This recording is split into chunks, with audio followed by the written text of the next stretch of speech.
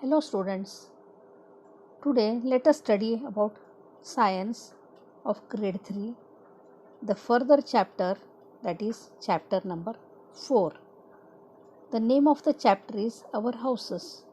Do you know children that we all need a house to live in? Yes. So let us study about the types of houses and how they are built and why do we need a house.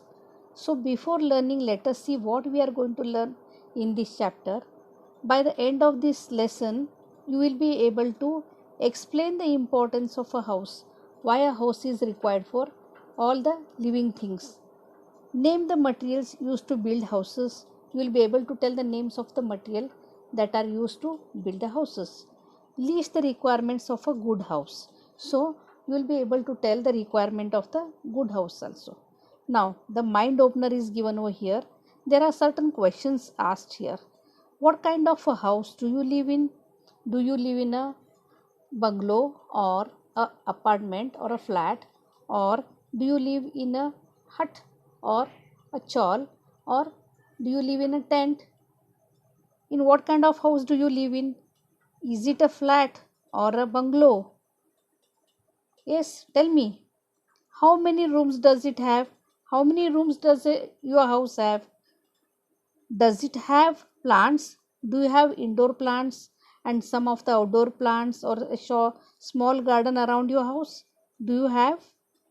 Yes. When you go camping, certain times we go for picnic and all. At that time, when we live in a tent over there, we put up a tent and we live in a tent, isn't it? It is fun for a day or two, right? But suppose you had only a tent to live in. If you did not have any house and you had to live in a tent, what problems did you have to face? What problems did you have to face? Because tent is a temporary house, it is not a permanent house, and it is made up of thick cloth or canvas, and it may tend to fly with the help of wind, or even it does not give proper protection from the wild animals and etc. Right? No, now further now.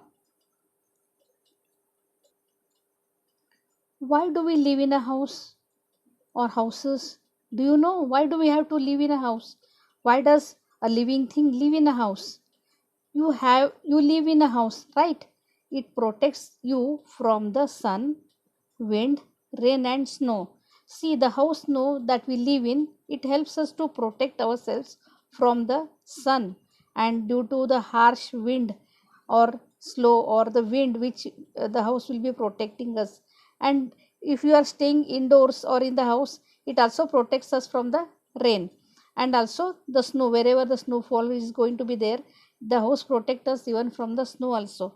It also protects you and your things, the whatever things you have at home, the your family members and all, and from animals and bad people like thieves.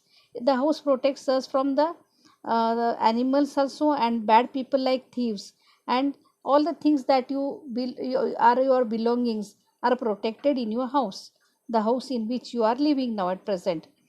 People live in different kinds of houses. Yes, students, there are different kinds of houses. If you just come out of your house and just take a look around your house, you will come to know that there are many kinds of houses. Some are in the form of apartments, they are called as flats.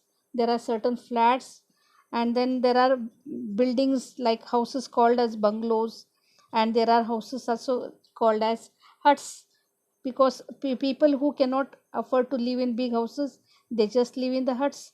And bungalow is meant for the people who live in a building where they have to live alone, in the means the family which will be able to stay alone there. Here the flats are shown over here, the form of apartment. Here various families will be living together in the same building. It is shared in the same building. People share the flats or the houses in the one building over here. Bungalow is independent for a family, and hut is used by people those who are poor and all, who cannot afford to build permanent and big houses. Even hut is not so uh, permanent one. It's just a temporary. They have to keep on changing the roof, which will be leaking even now and then. So some live in the flats, that's what I showed you, in the form of apartment, while others live in the bungalows, as those who are rich and all, they are able to afford to live in the bungalows, which are very large houses, of course. Some people live in the huts, which I showed you just now over here.